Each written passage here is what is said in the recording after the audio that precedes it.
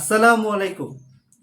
মুছে যাক গ্লানি, মুছে যাক জরা, অগ্নিস্নানে সচি হোক ধারা। কবিগুরুর কালজয়ী এই গানের সুরে সুরে বাঙালির জীবনে এসে পড়ল আরেকটি নতুন পহেলা বৈশাখ, আরেকটি নতুন বছর। বিদায়ী 1430-এর সব ভুল ত্রুটি, ব্যর্থতা, গ্লানি আর না পাওয়ার ভুলে নতুন উদ্যমে 1431-কে স্বাগত জানাচ্ছি। আমি Arif Ahmed, authorised representative, Dhaka stock exchange. তো এই ঈদের ছুটি এবং এই পহেলা বৈশাখ সব মিলে কিন্তু আমরা মোট একটা বড় একটা ছুটি পেয়ে গেলাম, প্রায় 5 দিনের। আমাদের যে লাস্ট কার্য দিবস ছিল সেটি কিন্তু 9 তারিখ ছিল, 9 এপ্রিল। আর আজ 14 এপ্রিল, অর্থাৎ কালকে 15 এপ্রিল থেকে কিন্তু আমাদের আবার কর্মব্যস্ততা শুরু হচ্ছে। আবার নতুন করে আমরা আমাদের মার্কেটে ফিরে যাব। আমরা নতুন করে আবার এই মার্কেটকে নিয়ে আশা দেখব।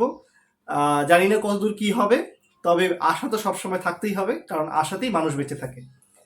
তো আসলে যেহেতু একটা বড় ছুটি চলে গেছে, তাই আমি মনে করেছি যে এই ছুটির মধ্যে যত নিউজ এসছে তার মধ্যে যেগুলো একেবারেই খুব গুরুত্বপূর্ণ আমাদের কাছে, সেই নিউজগুলো নিয়েই আসলে আমি আজকে আপনাদের সাথে এই ব্লগটি শুরু করতে যাচ্ছি। তো আমার ভিডিও যারা দেখেন তারা জানেন যে আমার ভিডিওর পুরো ভিডিওটি দেখার জন্য আপনি যদি ফেসবুক, ইনস্টাগ্রাম, টুইটার বা অন্য কোনো সোশ্যাল মিডিয়াতে থেকে থাকেন, তবে আপনাকে যেটি করতে হবে, ঠিক এই ভিডিওর উপরে একটি লিঙ্ক দেওয়া থাকবে আমার ইউটিউব চ্যানেল কাইট টিভি। তো সেই লিঙ্কে ক্লিক করে খুব সহজে চলে যাবেন আমার ইউটিউব চ্যানেলে, সেখানে কিন্তু পেয়ে যাবেন বিস্তারিত ভিডিওটি। তো আমি আশা করছি আপনারা সকলেই আমার ইউটিউব চ্যানেলে আসছেন কাইট টিভিতে। তো এই আশা ব্যক্ত করে আমি আপনাদের কাছ থেকে এই ইন্ট্রোর আগে বিদায় নিচ্ছি। তবে ইন্ট্রোর পর আবার দেখা হচ্ছে কোথায়? আমার কাইট টিভিতে। ধন্যবাদ।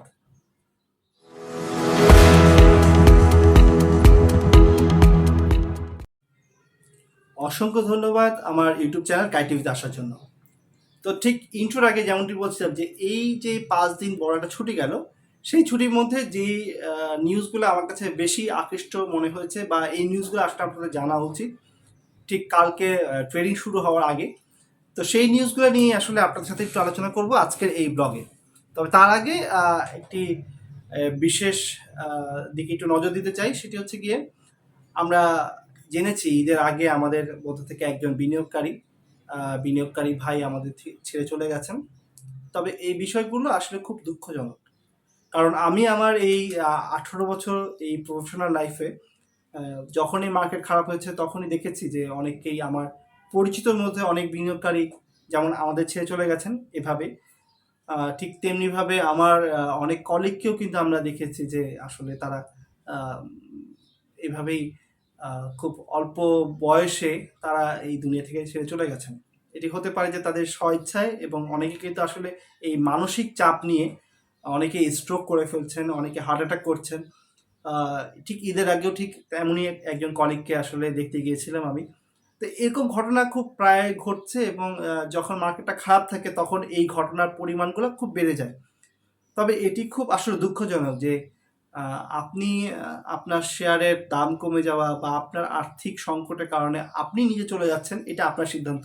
কিন্তু আমি মনে করি আসলে যে আপনি আপনার পরিবারের অন্য কোনো সদস্যকে এভাবে নিয়ে যাবেন, এটা কিন্তু আসলে কখনোই গ্রহণযোগ্য হতে পারে না কারো কাছেই। যদিও আমাদের ইসলাম ধর্মে আমরা কিন্তু এটাই বিশ্বাস করি যে আপনার কোনো অধিকার নেই আপনার নিজের জীবনকে নিয়ে নেওয়া। দেখুন, এই মার্কেটের কথা বলি, আপনার পারিবারিক জীবনের কথা বলি, আপনার আর্থিক অবস্থার কথা বলি, অর্থ কিন্তু যাবে আসবে, এটা একেবারেই বাস্তব কথা। দেখুন, আমি যদি 96 থেকে শুরু করি, 96 যারা বিনিয়োগকারী ছিলেন তারা কিন্তু একটা সময় ঠিকই উঠে এসছে। তাদের যে অর্থটা তাদের অনেক পোর্টফোলিও আমি দেখেছি 96 সময় যাদের পোর্টফোলিও ছিল, তারা কিন্তু পরবর্তীতে কেউই কিন্তু আর লসে ছিলেন না। এক হচ্ছে গিয়ে তাদের শেয়ারের প্রাইস বেড়ে এসেছিল, আর শেয়ারের প্রাইস না বাড়লে পরে যেটা হয়েছিল, তারা যে ডিভিডেন্ডগুলো পেয়েছিল, ক্যাশ ডিভিডেন্ডগুলো পেয়েছিল, স্টক ডিভিডেন্ডগুলো পেয়েছিল, সব মিলিয়ে কিন্তু তাদের পোর্টফোলিও ঠিক আগের জায়গায় চলে এসছে। কিন্তু এর মাঝে যারা ধৈর্য হারিয়ে এই পৃথিবী থেকে চলে গেছে, তারা কিন্তু আর কখনো এই পৃথিবীতে আসলে সুযোগ তো একবারই না। তো কেন আপনি আপনার জীবনটাকে এই স্টক মার্কেটের জন্য বলি বা আপনার আর্থিক সমস্যার জন্য বলি, কেন আপনি এরকম একটা সিদ্ধান্ত নেবেন? এবং সেই সিদ্ধান্ত নিবেন সাথে আপনি আপনার পরিবারের কোনো সদস্যকে সেই সিদ্ধান্ত, আপনার সিদ্ধান্ত তার উপর গছিয়ে দেওয়ার চেষ্টা করবেন। এটা আসলেও খুব দুঃখজনক বিষয়। তো যাই হোক, এই পরিবারের প্রতি আমাদের অ্যাটলিস্ট এতটুকু দোয়া থাকবে যেন এই বিপদ, এই খারাপ সময়টাকে তারা কাটিয়ে তারা সামনের দিকে এগিয়ে যেতে পারে। আর আসলে স্টক মার্কেটে কখনোই এটি একটি ঝুঁকিপূর্ণ বাজার, তাই কখনোই কিন্তু আপনার সারা জীবনে যে সঞ্চয়, সেই সঞ্চয় পুরোটা কিন্তু এখানে ইনভেস্ট করা একেবারেই উচিত হবে না। আমি আবারও বলছি, আপনার জীবনে যা সঞ্চয় রয়েছে তার সঞ্চয় আপনি পুরোটা যে স্টক মার্কেটে ইনভেস্ট করবেন, এটা একেবারেই গ্রহণযোগ্য নয়। কারণ এটি অবশ্যই একটি ঝুঁকিপূর্ণ বাজার। এখানে যেমন রিটার্নও বেশি আসে, এখানে কিন্তু লসও অনেক বেশি আসে। তাই কখনোই আপনার সর্বোচ্চ পুঁজি, আপনার সকল পুঁজি এখানে আপনি খাটিয়ে দিবেন, এটা একেবারেই কারো কাছে কাম্য নয়। তো যাই হোক, আমরা আমাদের এই সপ্তাহের মধ্যে যে নিউজগুলো এসেছে তার মধ্যে আমার কাছে যেটি সবচেয়ে বেশি মনে হচ্ছে, যে নিউজটা আমাকে বেশি নজর কেড়েছে, সেটি হচ্ছে গিয়ে এই খারাপ বাজারে কিন্তু 5টি কোম্পানি উদ্যোক্তারা তারা কিন্তু শেয়ার সেল করেছে। তো আসলে যখন মার্কেট পড়ছিল তখন আমরা অনেকেই খোঁজার চেষ্টা করছিলাম যে মার্কেট কী কারণে পড়ছে, কারা পোর্টফোলিও খালি করছে। কিন্তু মার্কেটে আসলে যেটা ঘটে, যে যখন জিনিসটা ঘটতে থাকে তখন কিন্তু এই নিউজগুলো ঠিক সঠিকভাবে পাওয়া যায় না। তবে এই যখন ঘটনাটা ঘটে যায় তারপরে কিন্তু এই নিউজগুলো আসে। তো দীর্ঘদিন যাবৎ দেশের শেয়ার বাজারে চলছে মন্দাভাব। একদিন বাজার কিছুটা ঊর্ধ্বমুখী হলেও 3 দিন থাকছে নিম্নমুখী। টানা দরপতনে তালিকাভুক্ত 96%-এরও বেশি কিন্তু কোম্পানির শেয়ার দাম 15 থেকে 60%-এর উপর কমেছে। এমনকি নিষ্প্রাণ বাজারে এই যে 5 কোম্পানির পরিচালকরা তাদের শেয়ার ছেড়ে দিয়ে বাজার থেকে তুলে নিয়েছে টাকা। চলতি বছরে মার্চ মাসে, মানে ঠিক আগের মাসটা যেটা যেটা খারাপ গেল আমাদের জন্য, মার্চ মাসে কোম্পানিগুলোর পরিচালকরা তাদের শেয়ার বিক্রি করে টাকা তুলেছে। কারণ কোম্পানিগুলোর নামগুলো আমরা জেনে নিই। কোম্পানিগুলো হচ্ছে কি MR well, Agni system, Indo Bangla pharmaceutical, legacy footwear ও সিলভা ফার্মা। কোম্পানিগুলোর মধ্যে সবচেয়ে বেশি যে শেয়ার সেল করেছে তার নাম হচ্ছে গিয়ে এমআর ওয়েলের পরিচালকরা। কোম্পানির আর্থিক ভিত্তি মজবুত করার অজুহাত দেখিয়ে নিয়ন্ত্রণ সংস্থা বিএসসির অনুমতিক্রমে উদ্যোক্তারা 2 দফায় 46 লাখ শেয়ার বিক্রি করেছে। 46 লাখ শেয়ার বলতে আমি যদি ধরি যে লাস্টের যে দিনের আমাদের প্রাইসটা ছিল এমআর ওয়েলের, এটা হবে হচ্ছে গিয়ে 58.50 এর কাছাকাছি। তো এটা হিসাব যদি করা হয় 46 লাখ দিয়ে যদি এটাকে গুণ করা হয় তাহলে কিন্তু দেখা যায় প্রায় কত আসবে, 27 কোটি টাকার মতো কিন্তু শেয়ার হয়ে যাবে। তো 27 কোটি টাকা কিন্তু এই মার্কেটের জন্য কম না, কারণ যেখানে আমাদের 400-500-র মধ্যে টার্নওভার চলছে। তো এটা ছিল শুধুমাত্র এমআর ওয়েলের, এবং যদি বাকি যারা আছে তাদেরটা যদি হিসাব করা হয় তাহলে কিন্তু একটা বড় একটা ফিগার তৈরি হয় আসলে। তো আসলে চলতি বছরে 29 ফেব্রুয়ারি এমআর ওয়েলের পরিচালক শেয়ার ছিল 59.61%, যা মার্চ মাসে 31 তারিখে, অর্থাৎ মার্চ মাসে একদম শেষের দিকে এসে দাঁড়িয়েছে কত, 56.01%। এই সময় কোম্পানির প্রাতিষ্ঠানিক বিনিয়োগকারীদের শেয়ার ধারণ বেড়েছে। মানে প্রাতিষ্ঠানিক যারা বিনিয়োগকারী ছিল তারা কিন্তু শেয়ারটাকে মানে রিসিভ করেছে, তারা কিন্তু বাই করেছে। আলোচ্য সময় প্রাতিষ্ঠানিক বিনিয়োগকারীদের শেয়ার 6.33% থেকে বেড়ে 8.71% দাঁড়িয়েছে। এদিকে ফেব্রুয়ারি মাসের তুলনায় মার্চ মাসে অগ্নি সিস্টেমের উদ্যোক্তা পরিচালকদের শেয়ার 32.50% থেকে কমে দাঁড়িয়েছে 32.34%। ইন্দো বাংলা ফার্মা তার উদ্যোক্তাদের কত হয়েছে 37.29% থেকে 37.14%, এবং লিগেসি ফুটওয়্যারের উদ্যোক্তা পরিচালকদের 37.48% থেকে 36.74%, এবং সিলভা ফার্মার উদ্যোক্তাদের 50.94% থেকে কমে দাঁড়িয়েছে 50.36%। তো আসলে যেটা দেখা যাচ্ছে যে সবগুলো কোম্পানি কিন্তু তাদের যে উদ্যোক্তা পরিচালকদের যে শেয়ারের সংখ্যা ছিল তা কিন্তু একেবারে কমিয়ে নিয়ে এসছে। তার মানে এই খারাপ বাজারেও কিন্তু তারা শেয়ার সেল করেছে, এবং সেই টাকা দিয়ে তারা কিন্তু টাকাটাকে সরিয়ে নিয়েছে। এবং যেটা দেখলাম যে আমাদের সবচেয়ে বড় যে শেয়ারটা সেল হয়েছে সেটা হচ্ছে কি এমআর ওয়েলের। তারা কিন্তু এই একটা অজুহাত দিয়েছে তাদের আর্থিক মজবুত অবস্থান তৈরি করার জন্য তাদের এই অর্থটা প্রয়োজন, এবং তারা কিন্তু আমাদের বাংলাদেশ সিকিউরিটি এক্সচেঞ্জ কমিশনের অনুমতি ক্রমেই কিন্তু 2 দফায় তারা এই শেয়ারগুলো সেল করেছে। এখন কথা আসতে পারে যে মার্কেটটা যখন খারাপ থাকে তখন কি আসলে আমাদের সিকিউরিটি এক্সচেঞ্জ কমিশনকে এই অনুমতি দেওয়া উচিত কিনা?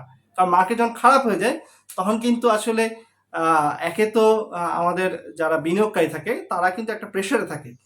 এর মধ্যে যখন এই পরিচালকরা শেয়ার সেল করে তখন কিন্তু তাদের উপর একটা এক্সট্রা চাপ পড়ে, এবং এই চাপের কারণে কিন্তু তখন মার্কেটটা প্যানিকড হয়ে মার্কেটটা আরও বেশি পড়ে যায়।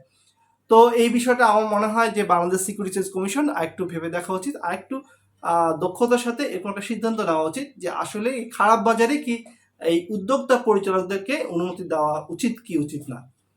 তো পরের যে নিউজটা সেটা হচ্ছে গিয়ে আমরা জানি যে ব্যাংকগুলো কিন্তু একের পর এক একীভূত হচ্ছে। তো এই যে একীভূত হচ্ছে এতে আসলে আমাদের বিনিয়োগকারী এবং যারা আমাদের ওই ব্যাংকগুলোর কর্মকর্তা রয়েছে তাদের ভাগ্যে আসলে কি রয়েছে। সবাই কিন্তু আসলে এই নিয়ে কিছুটা হলেও দুশ্চিন্তা রয়েছে যে আসলে যে এই একীভূতটা হচ্ছে সেই একীভূতটা কিন্তু কতটা কার্যকরী হবে এটা নিয়ে একটা সবার মধ্যে একটা সংশয় রয়েছে। যেমন বাংলাদেশ ওয়ার্ল্ড ব্যাংক থেকে কিন্তু এর আগের সপ্তাহে আমরা এমন একটা নিউজ পেয়েছিলাম যে তারাও কিন্তু একটু শঙ্কিত যে আসলে আমাদের যে ব্যাংকগুলো যে একীভূত হচ্ছে সেগুলো কি আসলে ইন্টারন্যাশনাল মান বজায় রেখে একীভূত হচ্ছে কিনা। কারণ এখানে অনেকগুলো বিষয় রয়েছে।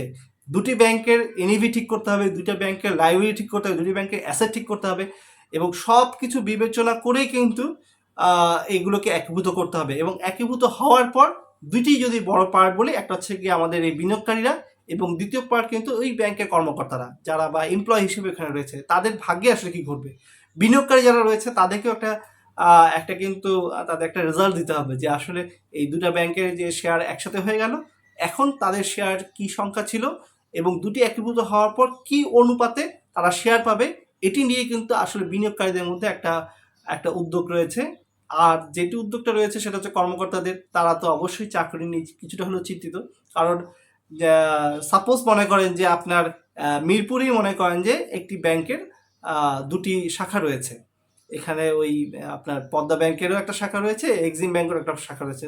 তারা কেন একই জায়গায় দুটি শাখা রাখবে? তখন এমন হতে পারে যে, এমন হতে পারে না, এমনটাই হবে যে তারা কিন্তু দুটি ব্যাংকের ব্রাঞ্চগুলোকে এক করে ফেলবে তাদের কস্টিংটা কমানোর জন্য, এবং পরবর্তী তাদের কর্মকর্তাদেরও কিন্তু ছাঁটাই হতে পারে। তবে এখানে কি নির্দেশনা আছে সেটাই আসলে আপনাদেরকে এখানে একটু খুলে বলার চেষ্টা করব।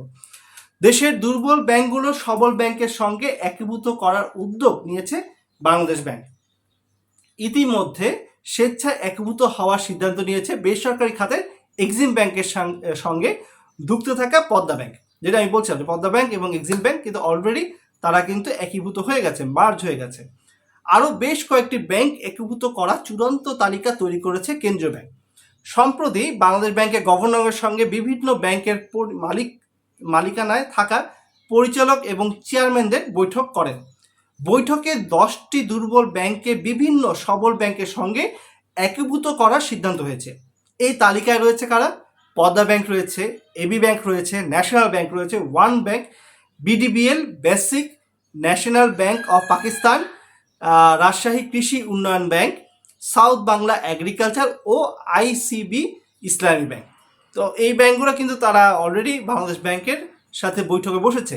এগুলোর মধ্যে শেয়ার বাজারে তালিকাভুক্ত রয়েছে AB bank, national bank, one bank, south Bangla agriculture এবং আইসিবি ইসলামী ব্যাংক।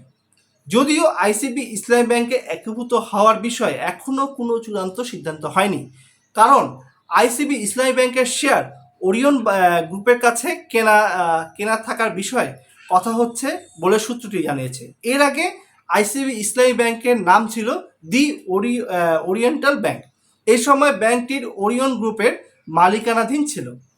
দেউলিয়া প্রায় অবস্থায় কেন্দ্রীয় ব্যাংকের হস্তক্ষেপে তা মালয়েশিয়ান ভিত্তিক আইসিবি ইসলামী ব্যাংকের অধিকাংশ শেয়ার কিনে নেওয়ায় এর নাম, মালিকানা এবং ব্যবস্থাপনা পরিচালক পরিবর্তন আনলেও আইসিবি ইসলামী ব্যাংক কিন্তু আর কখনোই ঘুরে দাঁড়াতে পারেনি। এছাড়া গত মার্চে শেয়ার বাজারে তালিকাভুক্ত এক্সিম ব্যাংকের সঙ্গে একীভূত হতে চুক্তি করেছে পদ্মা ব্যাংক। এর মধ্য দিয়ে ব্যাংক একীভূত করার ধারা শুরু হয়। এদিকে শেয়ার বাজারে তালিকাভুক্ত সিটি ব্যাংকের সঙ্গে একীভূত হতে যাচ্ছে সরকারি মালিকানাধীন সমস্যাগ্রস্ত বেসিক ব্যাংক। একীভূত প্রক্রিয়ার সঙ্গে সম্পৃক্ত একটি সূত্র জানায়, সাম্প্রতিক আর্থিক খাতের নীতি নির্ধারকদের এক বৈঠকে ব্যাংকের একীভূতকরণ নিয়ে আলোচনা হয়। কোন ব্যাংকের সঙ্গে কোন ব্যাংক একীভূত হবে তা নিয়ে সেখানে আনুষ্ঠানিকভাবে কথাবার্তার এই খবরটির পর আলোচনার ব্যাপক মাত্রা পায়। এর আগে কেন্দ্রীয় ব্যাংকের পক্ষ থেকে আগামী ডিসেম্বরের মধ্যে সমঝোতা ভিত্তিতে ব্যাংকগুলোকে একীভূত হওয়ার কথা বলা হয়। স্বাভাবিক প্রক্রিয়ায় কেউ একীভূত না হলে আগামী বছর মার্চ থেকে বাধ্যতামূলকভাবে ব্যাংকগুলোর সঙ্গে, মানে দুর্বল ব্যাংকগুলোর সাথে সবল ব্যাংকগুলো একসাথে একীভূত করা হবে। ইতিমধ্যে গত বৃহস্পতিবার স্বেচ্ছায় একীভূত হওয়ার একটি নীতিমালা জারি করেছে কেন্দ্রীয় ব্যাংক। তাতে এই ব্যাপারে বলা হয়েছে, একীভূতকরণের পর যে ব্যাংক বিলীন হয়ে যাবে সেই ব্যাংক বা আর্থিক প্রতিষ্ঠানে কর্মকর্তাদের 3 বছর আগে ছাঁটাই করা যাবে না। যেটা আসলে বলছিলাম যে এই কর্মকর্তাদের আসলে কি ভাগ্যে হতে যাচ্ছে। তো আমরা একটা নির্দেশনা পেলাম যে এই একীভূত হওয়ার পর কিন্তু 3 বছর সময় পাবে সেই সব কর্মকর্তা কর্মচারীরা, তাদেরকে কিন্তু এর মধ্যে ছাঁটাই করা একেবারেই যাবে না, এটা একদম প্রায় নির্দেশ দেওয়া হয়েছে। তবে ওই ব্যাংকের বড় কর্মকর্তারা যেমন এমডি, ডিএমডি, তারা কিন্তু আর থাকতে পারবে না। কেন্দ্রীয় ব্যাংকের নীতিমালায় বলা হয়েছে, একীভূতকরণের পর হস্তান্তরকারী ব্যাংক ফাইন্যান্সিয়াল কোম্পানি বর্তমান দায়িত্বপ্রাপ্ত পরিচালক হস্তান্তর গ্রহীতা ব্যাংকের কোম্পানির পরিচালক পর্ষদে পরিচালক হিসেবে নিয়োগ পাবে না। তবে 5 বছর পর হস্তান্তরকারী ব্যাংকের শেয়ার হোল্ডাররা শেয়ারধারীদের আনুপাতিক হারে প্রয়োজনীয় যোগ্যতা ও উপযুক্ততা থাকা সাপেক্ষে পর্ষদের পরিচালক হিসেবে অন্তর্ভুক্ত হতে পারবেন। তো যেটা হবে সেটা হচ্ছে 5 বছর পরে আসলে পারফরমেন্স দেখে কিন্তু আবার নতুনভাবে একটা চুক্তির মাধ্যমে তখন তাদেরকে আবার নিয়োগ দেওয়া যেতে পারে। এছাড়া একত্রীকরণের সময় যারা পরিচালক ছিলেন তাদের ক্ষেত্রে 5 বছর পর পরিচালক হওয়ার অন্যতম যোগ্যতা হিসেবে বর্ণিত 5 বছর সময়ের মধ্যে তাদের ঋণ নিয়মিত থাকতে হবে। তাদের যদি ঋণ থাকে সেটা কিন্তু নিয়মিত রাখতে হবে, অর্থাৎ বিনিয়োগ ব্যাংক এবং আর্থিক প্রতিষ্ঠানে কোনো প্রকার পুনর্তফসিল পুনর্গঠন ছাড়া তাদের ঋণ অবশ্যই নিয়মিত রাখার শর্ত পালন করতে হবে। নীতিমালায় আরও বলা হয়েছে, বিলুপ্ত ব্যাংক ফাইন্যান্সিয়াল কোম্পানির ব্যবস্থাপনা পরিচালক, অতিরিক্ত ব্যবস্থাপনা পরিচালক এবং উপ ব্যবস্থাপনা পরিচালককে একীভূত ব্যাংক কোম্পানির কোনো পদে রাখা যাবে না। আমি আবারও বলছি যে যারা আসলে উপরের লেভেলে রয়েছেন, যে ব্যবস্থাপনা পরিচালক, অতিরিক্ত ব্যবস্থাপনা পরিচালক এবং উপ ব্যবস্থাপনা পরিচালককে একীভূত ব্যাংক কোম্পানির কোনো পদে রাখা যাবে না। একীভূত ব্যাংক কোম্পানি পরিচালনা পর্ষদে বিলুপ্ত কোম্পানির ব্যবস্থাপনা পরিচালককে, অতিরিক্ত ব্যবস্থাপনা পরিচালককে নিয়োগ দেওয়া যেতে পারে, তবে কিন্তু তা হবে হচ্ছে কি পরবর্তীতে চুক্তিভিত্তিক উপযুক্ত কোনো পদে নিয়োগ দিতে পারবে। তবে হস্তান্তরকারী ব্যাংক ফাইন্যান্সিয়াল কোম্পানির সরকারি মালিকানাধীন প্রতিষ্ঠান হলে সংশ্লিষ্ট কোম্পানির ব্যবস্থাপনা পরিচালক, অতিরিক্ত ব্যবস্থাপনা পরিচালক এবং উপ ব্যবস্থাপনা পরিচালককে সরকার তার অন্য আর্থিক ব্যাংক এবং আর্থিক প্রতিষ্ঠানে সমপদে বহাল বদলি করতে পারবে। এবং এই কর্মকর্তা কর্মচারীদের সম্পর্কে নীতিমালায় বলা হয়েছে, হস্তান্তরকারী ব্যাংক এবং হস্তান্তরকারী ব্যাংকের ফাইন্যান্সিয়াল কোম্পানি বিদ্যমান কর্মকর্তা কর্মচারীদের 3 বছর পূর্তির আগে ছাঁটাই করা যাবে না। তবে 3 বছর পরে কিন্তু পুনর্গঠিত বা হস্তান্তর গ্রহীত ব্যাংক কোম্পানি উক্ত কর্মকর্তা কর্মচারীদের কর্মদক্ষতা মূল্যায়ন করে যথোপযুক্ত সিদ্ধান্ত নিতে পারবে। এই বিষয়ে নীতিমালায় আরও বলা হয়, পূর্বতন ব্যাংক কোম্পানি কর্মকর্তা কর্মচারীদের যোগ্যতা হস্তান্তর গ্রহীতা ব্যাংকের নিজস্ব কর্মকর্তা কর্মচারীদের শিক্ষাগত যোগ্যতা ও অভিজ্ঞতার সঙ্গে তুলনীয় হলে সমমর্যাদায় কর্মকর্তা কর্মচারীদের সমান বেতন ও সুবিধা নির্ধারণ করবে। তবে যোগ্যতা, অভিজ্ঞতা এবং সমমর্যাদা সম্পর্কে সন্দেহ বা দ্বিধা দেখা দিলে বেতন এবং অন্যান্য সুবিধা নির্ধারণের তারিখ থেকে 3 মাস আগে বাংলাদেশ ব্যাংকের কাছে পাঠাতে হবে এবং এ বিষয়ে বাংলাদেশ ব্যাংকের সিদ্ধান্ত চূড়ান্ত বলে গণ্য হবে।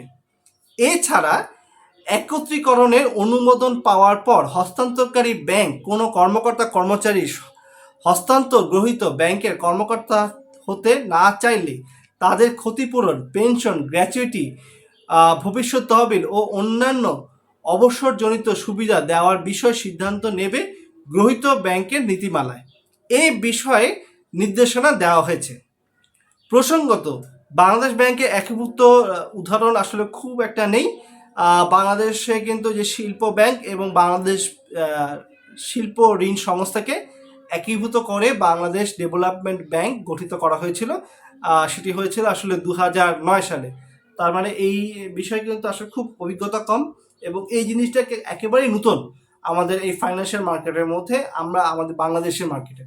তো সেই কারণে এখানে কিছুটা ভুল ত্রুটি হওয়ার শঙ্কা থেকে যায়। তবে এই ভুল ত্রুটি যাতে না হয় সেদিকেই যাতে সব পক্ষ থেকে যাতে একটা দৃষ্টি থাকে, এবং আমাদের যেহেতু সেন্ট্রাল ব্যাংক রয়েছে আমাদের অভিভাবক হিসেবে ব্যাংকগুলোর, তো সেই ক্ষেত্রে সেন্ট্রাল ব্যাংককে একটা বড় ভূমিকা পালন করতে হবে এই একীভূতকরণের ক্ষেত্রে। তো এটি ছিল আসলে এই সপ্তাহের মধ্যে সবচেয়ে যেগুলা একটু স্পর্শ করে মার্কেটকে এবং একটু গুরুত্ব বহন করে, সেই দুটি টপিক নিয়ে আসলে আজকে আমরা আলোচনা করলাম আমাদের এই ভিডিওতে। তো মূল বিষয় হচ্ছে কি, আমাদের সামনের সপ্তাহ শুরু হতে যাচ্ছে এত বড় একটা ছুটির পরে। আমরা আশা করব আমাদের যারা বিনিয়োগকারী রয়েছে, যারা ইনস্টিটিউট রয়েছেন এবং দায়িত্বপ্রাপ্ত যারা রয়েছেন এই মার্কেটে, তারা কিন্তু সবাই তাদের দায়িত্ব থেকে সঠিকভাবে পালন করলে পরে এই মার্কেটকে ভালোর দিকে নিয়ে যেতে খুব বেশি কিছু করার প্রয়োজন পড়ে না। তো আশা রাখি সামনের সপ্তাহ থেকে, সামনের দিন থেকে, অর্থাৎ এই 15 তারিখ থেকে আমাদের মার্কেট আবার নতুনভাবে ঘুরে দাঁড়াবে, নতুনভাবে চলা শুরু করবে, একদম নতুন আঙ্গিকে। যেমনভাবে আমরা পহেলা বৈশাখকে গ্রহণ করলাম, নতুন বছরকে, আগে যত ভুল ভ্রান্তি ছিল সবকে মুছে ফেলে আমরা নতুনভাবে সামনের দিকে এগিয়ে যাব, এই প্রত্যয় নিয়ে আজকের মতন আপনাদের কাছ থেকে আমি বিদায় নিচ্ছি। আমি আরিফ আহমেদ। তবে খুব অল্প সময়ের মধ্যে আবার কিন্তু দেখা হচ্ছে স্টক মার্কেটের নতুন কোনো আপডেট নিউজ দিয়ে। ততক্ষণ ভালো থাকবেন, সুস্থ থাকবেন। আল্লাহ হাফেজ।